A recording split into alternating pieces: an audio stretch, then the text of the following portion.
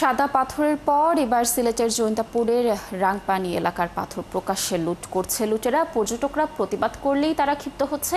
দর্শক, এ নিয়ে সেখানকার এই মুহূর্তের সর্বশেষ খবর জানাতে আমাদের সাথে সরাসরি যুক্ত হচ্ছেন সহকর্মী সাকিব আহমেদ মিঠু।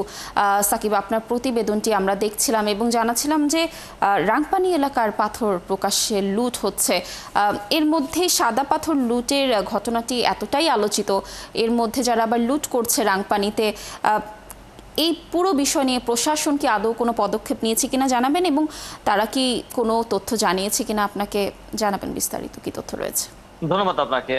খুবই দুঃখজনক হলে সত্য যে আমি গতকালকে জেলা প্রশাসন উপজেলা প্রশাসনের সাথে কথা বলেছিলাম।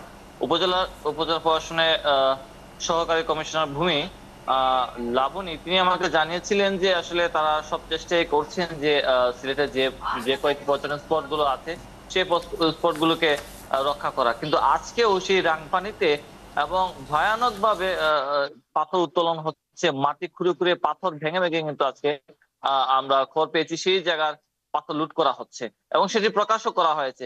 কিন্তু এখন পর্যন্ত আমরা কোনো খবর পাইনি যে প্রশাসন সেখানে গিয়ে কোনো ধরনের কার্যক্রম চালিয়েছে।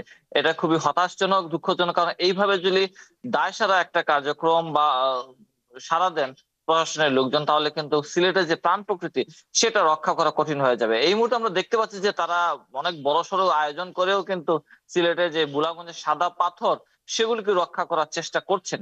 তবে শুধু সাদা পাথর বা জাফলং রক্ষা করলে হবে না। পুরো সিলেট কিন্তু প্রাকৃতিক সম্পদে ভরপুর।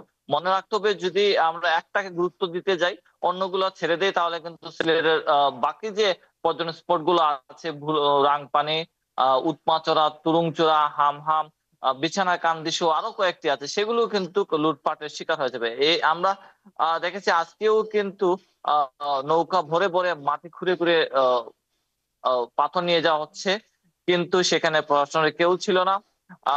বলা হয়েছিল আমাদেরকে গতকালকে উপজেলা প্রশাসন থেকে যে তারা বিজিবি সহায়তা চেয়েছেন, সেখানে আমরা বিজিবির কোনো কর্মকর্তাকেও সেখানে দেখিনি।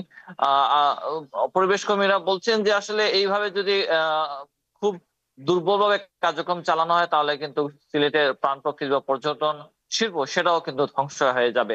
আপনাকে জানিয়ে রাখি যে কতটা দায়সারা কার্যক্রম হচ্ছে, যে সিলেটে একটি মামলা হয়েছে, সে মামলা প্রায় 2000 জন মানুষকে আসামি করা হয়েছে, তার সাক্ষী রাখা হয়েছে গণমাধ্যমকে।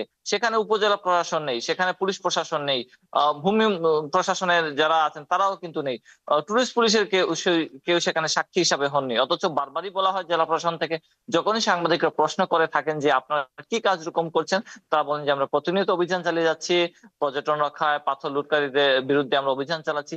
তারা যদি প্রতিনিয়ত করেই থাকেন, নিশ্চয়ই তাদের কাছে ফুটেজ আছে, ছবি আছে, অভিযানের সেই কার্যক্রমের প্রতিবেদন তাদের কাছে আছে, সেগুলো তারা উপস্থাপন করতে পারতেন। বিশেষজ্ঞ আইনজীবীরা বলছেন এটা আসলে খুবই দুঃখজনক যে এইভাবে একটা মামলা করাটা আসলে সেই মামলাটা তত শক্ত হয় না যতক্ষণ পর্যন্ত কোনো মানুষকে, কোনো সংশ্লিষ্ট সাক্ষীকে, রাজসাক্ষীকে এই মামলায় অন্তর্ভুক্ত করা হয়।